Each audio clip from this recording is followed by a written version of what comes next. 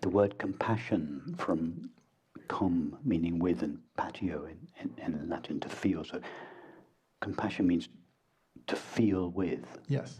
So to feel another person's experience, not just their suffering, but their joy. To feel whatever they're feeling as your own. If they're feeling joy, you feel that their joy as your own joy. If they're suffering, you feel their suffering as your own suffering. You feel with them whatever they're feeling. And of course, to feel another person's experience, you have to be empty of your own experience. So your own experience, you're empty, and therefore there's room for the other. You feel the other's feeling as your own, because you have no feeling in yourself. You're empty of feelings, and therefore there's room for the other's feeling inside you. So, but the sorrow you feel is not a sorrow that is generated by the feeling of being a temporary finite self. You haven't, for instance, let's take a feeling of being hurt where somebody insults you and you feel hurt. Well, what has been hurt? Has your body been hurt? No. Has your mind been hurt? No, you can't hurt a thought or a perception. So what has been hurt? Who's been hurt? Your illusory sense of yourself. So the feeling of hurt is, in this context, would be an experience of suffering that arises on behalf of the separate self, on behalf of the apparently separate self. That's a suffering that's generated inside you for your own feeling of separation. But when you're empty of your own feelings and you're with somebody who is suffering, you just feel their suffering as your very own.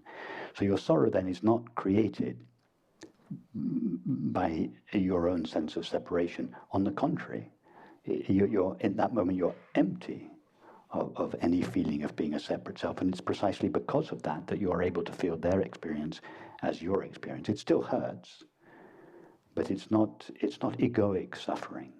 It's compassion. Yeah, it's okay to want things to be different.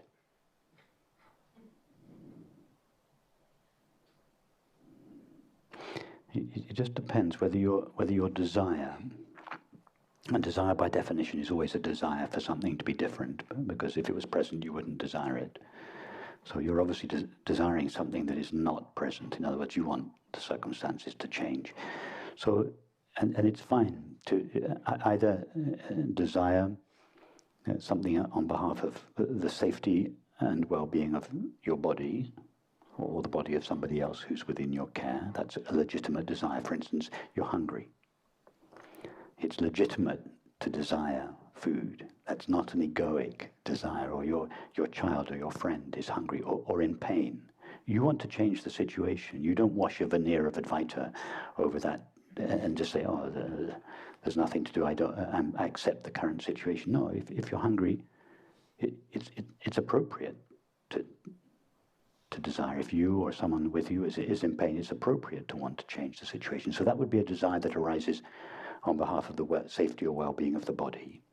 And then there are the desires that we spoke about in the meditation this morning, the desires that come from a desire to express, to live, and share and express this understanding in the world. And that could be a desire for friendship, a desire for intimate relationship, a desire to start a family or a business or an institution or some desire that is a kind of overflowing of this love and understanding into the world. That's not an egoic desire. It's a desire to change the situation, to start something, to initiate something, to create something.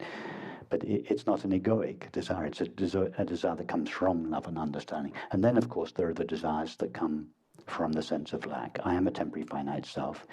I lack something, and I need an object or a substance or a relationship to fulfill me. Those are the egoic desires. But that's the only category of desire that are best not fulfilled, but rather we should investigate the self on whose behalf they arise.